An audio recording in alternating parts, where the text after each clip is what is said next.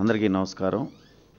నిన్ననే ఆంధ్రప్రదేశ్ శాసనసభ సమావేశం కావటం, కేవలం అరగంట నుంచి 30 గంట కాలంలోనే సభా కార్యక్రమాలన్నింటినీ కూడా పూర్తి చేసుకోవటం, బీఏసీలో మరి వైఎస్ఆర్ కాంగ్రెస్ పార్టీ ఎంతగా అడిగినా చర్చించడానికి ఏమీ సమస్యలే లేవు. ఆంధ్రప్రదేశ్ అంతా సుభిక్షంగా ఉంది.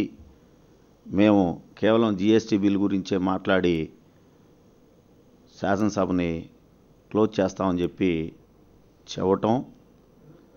అదేవిధంగా మరి నిన్న శాసనసభ జరిగి శాసనసభ పూర్తి అయిన తర్వాత చంద్రబాబు నాయుడు గారు శాసనసభలో ప్రతిపక్షం వైఎస్ఆర్ కాంగ్రెస్ పార్టీ జీఎస్టీ బిల్లుకు అనుకూలంగా పనిచేయలేదు, దీని మీద నేను ఒక నివేదికని కేంద్రానికి పంపిస్తాను అని చెప్పేసి అంటం కూడా చూసాం, విన్నాం. ఒకటే అడుగుతా ఉన్నాం చంద్రబాబు నాయుడు గారిని, అయ్యా మొన్న సాయంకాలం జరిగిన ప్రెస్ మీట్లోనే మా నాయకుడు జగన్మోహన్ రెడ్డి గారు చాలా స్పష్టంగా చెప్పారు, జీఎస్టీ బిల్లుకి మేము అనుకూలము, ఖచ్చితంగా జీఎస్టీ బిల్లుని మనం చర్చిద్దాం, పాస్ చేసి పంపిద్దాం. అయితే దాంతోపాటు ఈ రోజున రాష్ట్రం ఎన్నో సమస్యలను ఎదుర్కొంటా ఉంది. అందుట్లో మరీ ముఖ్యంగా రైతు చాలా ఇబ్బంది పడి వాతావరణం అనుకూలించక చేసినటువంటి వాగ్దానాలను అమలు చేయకుండా తెలుగుదేశం ప్రభుత్వం చంద్రబాబు నాయుడు రైతు వ్యతిరేక విధానాలను అవలంబించినా కూడా రైతు కష్టపడి పండించిన కొద్దిపాటి పంటకు కూడా గిట్టుబాటు ధరలు రావట్లేదు. చివరికి రైతన్నలు ఆత్మహత్యలు చేసుకుంటా ఉన్నారు, కూలీలు పస్తులుండి వలసలు వెళ్ళిపోతూ ఉన్నారు. ఈ పరిస్థితిని ఖచ్చితంగా శాసనసభలో చర్చించి రైతన్నలను ఆదుకోవాలి అని చెప్పేసి ప్రెస్ మీట్లో జగన్మోహన్ రెడ్డి గారు చాలా స్పష్టంగా చెప్పడం జరిగింది. అయినా కూడా చంద్రబాబు నాయుడు గారు ఈ విధమైనటువంటి వ్యాఖ్యలు చేశారు అని అంటే ఇంకా అసలు ఏం మాట్లాడాలి, ఏం చేయాలి, చంద్రబాబు నాయుడు గారు గురించి ఏమనాలో కూడా అర్థం కావట్లా. చంద్రబాబు నాయుడు గారిని ఒకటి అడుగుతా ఉన్నాం, అయ్యా మరి నీకు గుర్తుందో లేదో జీఎస్టీ బిల్లు మీద లోక్సభలో చర్చలు జరిగినప్పుడు వచ్చినప్పుడు వైఎస్ఆర్ కాంగ్రెస్ పార్టీ పార్లమెంటు సభ్యులు అందరూ కూడా అటు పార్లమెంట్లోనూ ఇటు రాజ్యసభలోనూ కూడా జీఎస్టీ బిల్లుకి అనుకూలంగా మాట్లాడుతూ ఓటేసిన సంఘటన నీకు గుర్తులు లేదా అని చెప్పి అడుగుతా ఉన్నాం. అయితే నువ్వు ఈ రోజున నీ డొల్లతనాన్ని ప్రజల నుంచి ప్రజల సమస్యల మీద వైఎస్ఆర్ కాంగ్రెస్ పార్టీ జగన్మోహన్ రెడ్డి గారు చేసే పోరాటాన్ని దారి మరల్చడానికి కేంద్రానికి ఒక తప్పుడు నివేదికని ఇవ్వటానికి చూస్తూ ఉన్నావు తప్ప నీకు గుర్తులేదా? మరి ఇదే శాసనసభ గతంలో 2 సార్లు ప్రత్యేక హోదా మీద ఏకగ్రీవ తీర్మానాలు చేసింది. మరి ఆ ఏకగ్రీవ తీర్మానాలు చేసినప్పుడు కేంద్రానికి మీరెందుకు నివేదికలు పంపించలేదు అని చెప్పి అడుగుతా ఉన్నాం. సార్ అయ్యా ప్రధానమంత్రి గారు, మా శాసనసభ ఏకగ్రీవంగా తీర్మానాలు చేసింది, మీరు ఇస్తామన్నారు, మేము వాగ్దానాలు చేశాము, దీని ఇవాళ ఈ ఏకగ్రీవ తీర్మానాల మీద ఒక నివేదికను మేము పంపిస్తున్నామని చెప్పేసి మీరు నివేదికలను పంపించిన సంగతి, దాని గురించి మాట్లాడాల్సిన అవసరం లేదా అని చెప్పి అడుగుతూ ఉన్నాం. అంటే ఇవాళ మీరు ఈ రాష్ట్రాన్ని అన్యాయంగా అక్రమంగా దోచుకోవటానికి మీ పరిపాలనని వాడుతూ ఉన్నారు, చివరికి శాసనసభని కూడా సాక్షిగా చేసుకొని అని చెప్పేసి మేము అడుగుతూ ఉన్నాం, చెప్తా ఉన్నాం. చివరికి ఎంత ఘోరంగా మీ పరిపాలన తయారైందయా అంటే ప్రశ్నించే ప్రతి వాడిని నేను శిక్షించాల్సిందే, దానికి నాకున్నటువంటి పోలీసు యంత్రాంగాన్ని వాడుకోవాల్సిందే అని చెప్పేసి మీరు ఈ విధంగా చేస్తూ ఉన్నారని చెప్పేసి అడుగుతూ ఉన్నాం. ఎందుకంటే ఆ రోజున చాలా ఆవేశంగా అన్నారు, మాకు పోలీసు ఉంది, మాకు ఏసీబీ ఉంది, ఈ విధంగా అంటా వచ్చారు మీరు. ప్రజలు అనుకున్నారు ఎక్కడన్నా అన్యాయాలు అక్రమాలు జరుగుతూ ఉంటే నిజంగా పోలీసుల్ని ఏసీబీలని సిబిఐల్ని వాడుకుంటానికి ఏమన్నా చంద్రబాబు నాయుడు గారు పనిచేస్తారేమోనని. కానీ ఈ రోజున మీరు ఎంత దారుణంగా ఎంత అన్యాయంగా మీరు చెప్పి చేయనటువంటి వాగ్దానాలని, అదేవిధంగా మీరు అన్యాయంగా అక్రమంగా ఆంధ్ర రాష్ట్ర సొత్తు యావత్తుని కూడా ప్రజల ఆస్తిని దోచుకుంటా ఉంటే ప్రశ్నిస్తున్నటువంటి ప్రజల్ని ఈ రోజున ఎంత దారుణంగా మీరు పోలీసు వ్యవస్థను అడ్డం పెట్టుకొని పరిపాలన సాగిస్తూ ఉన్నారో ప్రజలందరికీ అర్థమవుతూ ఉంది. చివరికి మీరు భారత రాజ్యాంగంలో ఆర్టికల్ 19(1)(a) సబ్సెక్షన్ కింద ఉన్నటువంటి భావ ప్రకటన స్వేచ్ఛ హక్కుని కూడా మీరు హరిస్తూ ఉన్నారు. ఎందుకంటే మిమ్మల్ని ప్రజలు ప్రశ్నించలేకపోతూ ఉన్నారు. ప్రశ్నించిన ప్రతి వాడిని గ్రామ స్థాయి నుంచి మీరు జన్మభూమి కమిటీల పేరుతో అక్కడి నుంచి పోలీసులను అడ్డం పెట్టుకొని మీరు అన్ని రకాలుగా కూడా మీరు ఇబ్బందులకు గురి చేస్తూనే ఉన్నారు. కేసులు పెడతా ఉన్నారు. తెలుగుదేశం వాళ్ళు మీ ప్రోద్బలంతో కొడతా ఉన్న వైఎస్ఆర్సీపీ కార్యకర్తలను కానివ్వండి, లేదా ఏ పెన్షనో లేదా ఏ రేషనో మాకు అందట్లేదయ్యా అని చెప్పేసి అడుగుతున్న వాళ్ళను మీరు హింసిస్తూ ఉన్నారు. అది ఎంత దూరానికి మీరు ఈ రోజున తీసుకుపోయారు అని అంటే, ఈ రోజున సోషల్ మీడియాలో నెట్జన్లు ప్రపంచవ్యాప్తంగా ఉన్నటువంటి తెలుగు వాళ్ళు మీరు వాగ్దానాలు చేశారు, వాటిని మర్చిపోయారు. మీరు ప్రజల కోసం పనిచేయాల్సినటువంటి పరిస్థితులను వదిలిపెట్టి అధికారంలోకి వచ్చిన తర్వాత ఏ విధంగా ప్రజల్ని ఆంధ్ర రాష్ట్రాన్ని దోచుకు తింటా ఉన్నారో వీటి గురించి ఎక్కడో అమెరికాలో ఉన్నవాళ్ళు, ఎక్కడో మన భారతదేశంలోనో ఇతర రాష్ట్రాల్లో ఉన్నవాళ్ళు, లేదా ప్రపంచవ్యాప్తంగా ఉన్నటువంటి తెలుగు వాళ్ళు మిమ్మల్ని సోషల్ మీడియాని వేదికగా చేసుకొని ప్రశ్నిస్తూ ఉంటే దానికి మీరు ఎందుకు ఉలికిపాటు పడతా ఉన్నారు అని చెప్పేసి అడుగుతూ ఉన్నాం. దానికి మీరు వాళ్ళని ఎందుకు ఇబ్బందులు పాలు చేస్తూ ఉన్నారు, వాళ్ళ మీద ఎందుకు కేసులు పెడతా ఉన్నారు, వాళ్ళని ఎందుకు ఇవాళ జైలుకి పంపిస్తూ ఉన్నారని చెప్పేసి అడుగుతూ ఉన్నాం. చంద్రబాబు నాయుడు గారు ఒకటే చెప్తా ఉన్నాం, మీరు ఎంతమందిని మీరు ఈ విధంగా ప్రశ్నించే ప్రతి వాడిని అన్యాయంగా అక్రమంగా మీరు చేస్తున్నటువంటి పనుల్ని ప్రశ్నించే వాళ్ళని ఎన్ని రోజులు ఇబ్బంది పెడతారు, ఎంతమందిని ఎన్ని జైల్లో పెడతారో అది కూడా ప్రజలు చూస్తారండి. చివరికి మీరు చేస్తున్నటువంటి అన్యాయం అక్రమం పతాక స్థాయికి చేరుకోవడానికి దగ్గరలో ఉందా అని చెప్పి అనిపిస్తూ ఉంది. ఎందుకంటే రాత్రి సుమారు 9:30 గంటల సమయంలో భారత న్యాయమూర్తి, సుప్రీంకోర్టు న్యాయమూర్తి, మాజీ న్యాయమూర్తి మార్కండే కడ్జు గారు భారత రాష్ట్రపతికి, అదేవిధంగా భారతదేశ ప్రధానమంత్రి ఇద్దరికీ కూడా లేఖలు రాయటం, అది కూడా సోషల్ మీడియాని వేదికగా చేసుకొని చేయటం జరిగిందండి.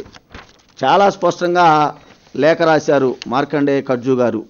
ఏమి రాశారయ్యా దీంట్లో అంటే, ఆంధ్ర రాష్ట్రంలో పరిపాలన ప్రజాస్వామ్యబద్ధంగా జరగట్లేదు, ఆంధ్ర రాష్ట్రంలో ప్రశ్నించిన ప్రతి వాడిని కూడా పోలీసులతోటి ఇబ్బందులకు గురి చేస్తూ ఉన్నారు, భయపెడతా ఉన్నారు.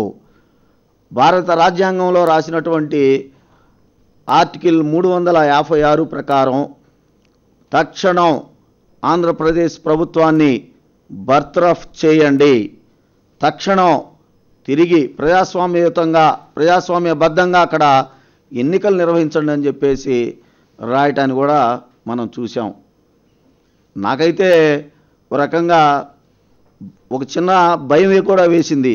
ఎందుకనంటే మార్కండే కడ్జు గారికి బహుశా చంద్రబాబు నాయుడు గారి పనితనం గొప్పతనం అంతగా తెలిసి ఉండదేమో, తెలియలేదేమోనని.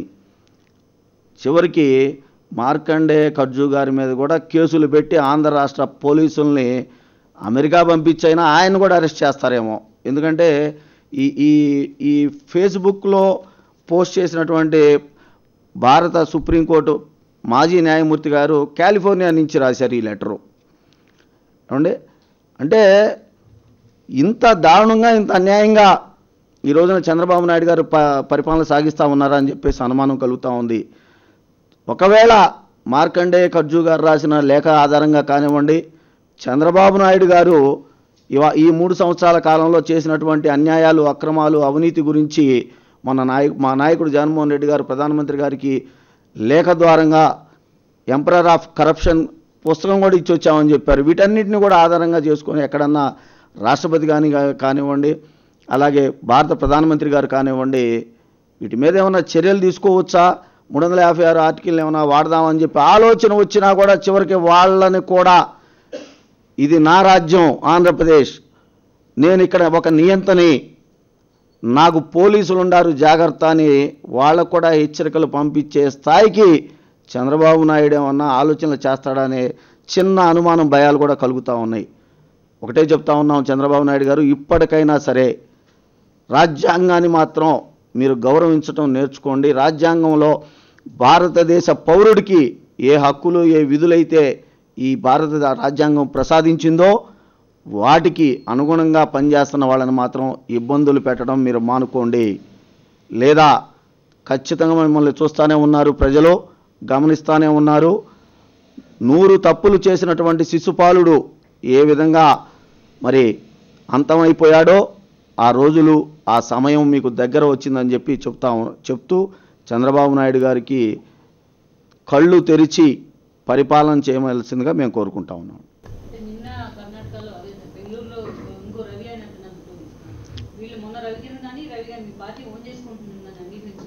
అమ్మా ఒకటే చెప్తా ఉన్నామ్మా, మీకు గుర్తుందో లేదో, దివంగత నేత ముఖ్యమంత్రి రాజశేఖర రెడ్డి గారి మరణం నుంచి కూడా ఇవాళ జగన్మోహన్ రెడ్డి గారు ప్రతిపక్ష నాయకుడి హోదాలో ప్రధానమంత్రి గారిని కలిసే వరకు కూడా ఎన్ని వ్యంగ్య చిత్రాలు ఇష్టం వచ్చినట్లుగా వాళ్ళు తెలుగుదేశం అఫీషియల్ వెబ్సైట్లో పెట్టినప్పటికీ కూడా ఏమాత్రం ఎవరూ స్పందించలా.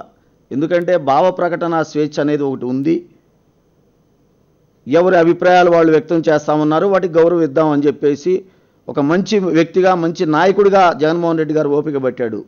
కానీ ఇవాళ చంద్రబాబు నాయుడు గారు మీరు చెప్పి అమలు చేయండియా అని చెప్పేసి ఎవరైనా అడుగుతూ ఉంటే చివరికి శాసనసభలో కూడా మీరందరూ చూసే ఉంటారు, ఎన్ని రకాలుగా తెలుగుదేశం శాసనసభ్యులు, వైఎస్ఆర్ కాంగ్రెస్ పార్టీ శాసనసభ్యుల్ని బూతులు తిట్టడం కూడా చూసాం. అంటే శాసనసభలో వాళ్ళు తిట్టినా ఎక్కడ వైఎస్ఆర్ కాంగ్రెస్ పార్టీకి సంబంధించినటువంటి అనేక రకమైనటువంటి బూతులకు సంబంధించినటువంటి అలాంటి పోస్టులు పెట్టినా కూడా మేమెవరూ నిగ్రహం కోల్పోలా. ఎందుకంటే ప్రజాస్వామ్యంలో అంతిమ తీర్పు ఇచ్చేది ప్రజలే, చూస్తూ ఉన్నారు ప్రజలు. ఓర్పు సహనం అనేది కావాల్సిందే. మేము మా నాయకుడు జగన్మోహన్ రెడ్డి గారు ప్రజల పక్షాన పోరాటం చేయకపోతే మేము అనుకోవాలి, ఓకే ఇలాంటి పోస్టులు వస్తూ ఉన్నాయని. కానీ ఇవాళ చంద్రబాబు నాయుడు గారు నిజంగా ఆయన పనిచేసే ముఖ్యమంత్రి అయితే ఒకవేళ ఎవరన్నా ఇలాంటి పోస్టులు ఒకళ్ళిద్దరు ఎవరన్నా పెట్టినా కూడా వాటిని పట్టించుకోకూడదు. నేను పనిచేస్తున్నాను కదా, ఇలాంటివి వస్తే వచ్చినాయిలే అని. కానీ ఇలాంటివి వస్తూ ఉన్నాయి అని అంటే నువ్వు పని చేయట్లేదు కాబట్టే ఉలిక్కి పడుతున్నావు, వాళ్ళందరినీ అరెస్ట్ చేస్తున్నావు, వాళ్ళ నోళ్ళు మూపిస్తూ ఉన్నావు. ఈ ఎన్నో రోజులు మాత్రం సాగమని మాత్రం ఖచ్చితంగా చెప్తా ఉన్నాం.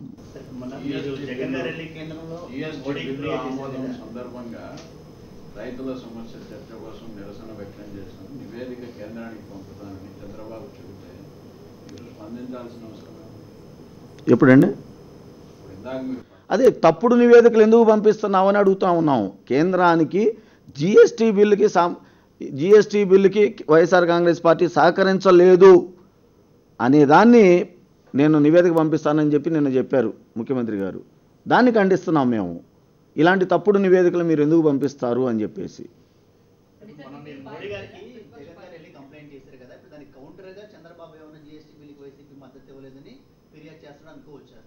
చంద్రబాబు నాయుడు గారు ఇలాంటి నీతి బాహ్యమైనటువంటి ఆలోచనలు, తప్పుడు నివేదికలు ఇస్తే తెలుసుకోలేనటువంటి హీన పరిస్థితులు అయితే కేంద్ర ప్రభుత్వం లేదండి. అందుకే చెప్పాను నేను, అంతకు ముందు రోజునే మొన్ననే మా నాయకుడు జగన్మోహన్ రెడ్డి గారు చాలా స్పష్టంగా ప్రెస్ మీట్లో చెప్పారు, మేము జీఎస్టీ బిల్లుకి అనుకూలము, కాకపోతే రైతు పడుతున్న ఇబ్బందుల గురించి కూడా చర్చించాలి అని చెప్పేసి అడగటం ఒకటి.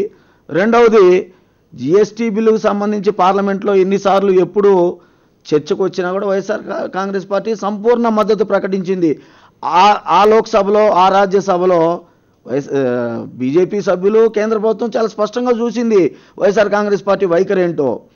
అయినా కూడా ఇలాంటి తప్పుడు నివేదికలు పంపించడానికి సిద్ధపడతా ఉన్నాడు చంద్రబాబు నాయుడు గారు అని అంటే ఇంకా ఏమనుకోవాలి, ఎలాంటి వ్యక్తి అనుకోవాలి ఆయన్ని?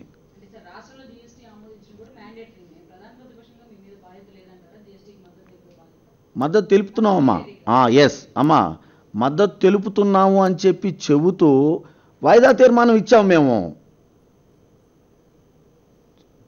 ఇది కూడా చర్చిద్దాము. రైతుకి కేంద్ర ప్రభుత్వం ప్రకటించినటువంటి 5,000 రూపాయలు కూడా ఇవ్వట్లా మిర్చికి. కేవలం 800 రూపాయల నుంచి క్వింటాల్ మిర్చి 2,000, 2,500 రూపాయలకే కొంటా ఉన్నారు కేంద్ర ప్రభుత్వం ప్రకటించినప్పటికీ కూడా. దాని మీద వాయిదా తీర్మానం అడిగి చర్చించాలి అని అంటే ఎంత దారుణంగా ఘోరంగా స్పీకర్ గారు శాసనసభని నిర్దాక్షిణ్యంగా మరి మూసేసి వెళ్ళిపోయారో మీరు అందరూ కూడా చూశారు.